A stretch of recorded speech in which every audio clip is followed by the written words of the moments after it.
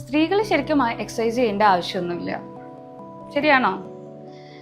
നമ്മൾ സ്ത്രീകൾ പലപ്പോഴും നമ്മുടെ വീട്ടു ജോലികളും കുട്ടീനെ നോക്കലും നമ്മുടെ കരിയർ ഡെവലപ്പ് ചെയ്യുന്നതും ഓൾമോസ്റ്റ് ഒരു 25 to 35 ഏജിൽ ഉള്ള ഗ്രൂപ്പാണ്. ഈ സമയത്ത് നമ്മൾ ഭയങ്കര റഷ്ഡ് ആണ്. നമ്മളുടെ ഫുൾ ടൈം നമ്മൾ ഫാമിലിക്ക് വേണ്ടി കൊടുത്തേക്കാണ്. പക്ഷെ 30+ ആവുമ്പോൾ ഈ ഫീമെയിൽസിൽ നാച്ചുറലി ബോൺ ഡെൻസിറ്റി കുറയുക, മസിൽ ലോസ് ഉണ്ടാവുക, അത് മെനോപോസ് എത്തുമ്പോഴത്തേനും വല്ലാണ്ട് ഹോർമോണൽ ചേഞ്ചസും കൂടി ആവുമ്പോൾ ഇത് കുറച്ച് ആക്സിലറേറ്റഡ് ആവും. സോ സ്ത്രീകൾക്ക് എക്സസൈസ് വേണം. നമ്മളെ വീട്ടു ജോലികൾ repeated strain for a particular group of മസിലാണ്.